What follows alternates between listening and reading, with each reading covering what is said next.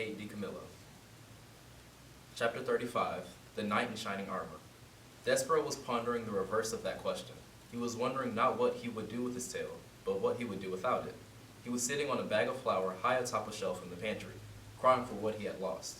The pain in his hindquarters was intense, and he wept because of it. But he also cried because he was happy.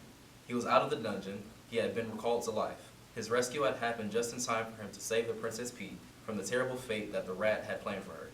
So Despereaux wept with joy, and with pain, and with gratitude. He wept with exhaustion and despair and hope. He wept with all emotions a young small mouse who had been sent to his death and then been delivered from it in time to save his beloved can feel. Reader, the mouse wept. And then he lay down on the sack of flour and slept.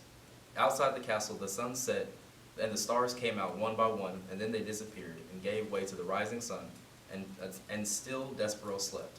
And while he slept, he dreamt. He dreamt of the stained glass windows and the dark of the dungeon. In Despereaux's dream, the light came to life, brilliant and glorious, in the shape of knight swinging a sword. The knight fought the dark, and the dark took many shapes. First the dark was his mother, uttering phrases in French, and then the dark became his father, beating the drum. The dark was Furlough, wearing a black hood and shaking his head no, and the dark became a huge rat smiling a smile that was evil and sharp. The dark, Despereaux cried, turning his head to the left. The light, he murmured, turning his head to the right. He called out to the knight. He shouted, "Who are you? Will you save me?" But the knight did not answer him. "Tell me who you are," Despereaux shouted. The knight stopped swinging his sword. He looked at Despereaux. "You know me," he said. "No," said Despereaux, "I don't." "You do," said the knight.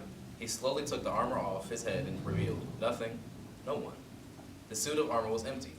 "No, oh no," said Despereaux. "There is no knight in shining armor. It's all just make-believe, like happily ever after." And in his sleep, reader, the small mouse began to cry.